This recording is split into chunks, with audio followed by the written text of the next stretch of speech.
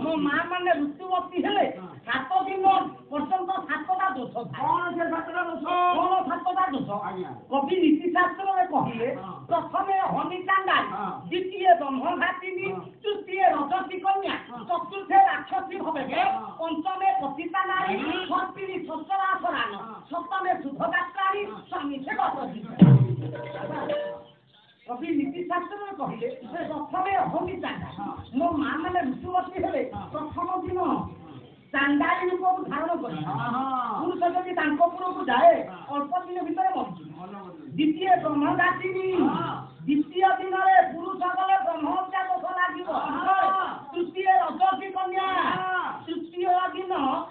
से नारी होई थाए रजसी चतुर्थे राक्षसी भगत चतुर्थ दिन रे राक्षसी होई थाए पुरुष जदि जाए अल्प दिन रे मरु पंचमे पतिता नारी आज्ञा पतिता हला दे अच्छी दिन बेला देखो दान जहा छुई ए दो नखदो से होई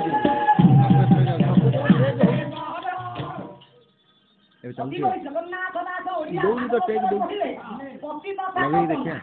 जीव जाई थी नहीं देखो जाऊ पतिता नारी छत्तीस सस्ता आसरा 6 दिन सर्प रूप को धारण कर शुभगात्राणी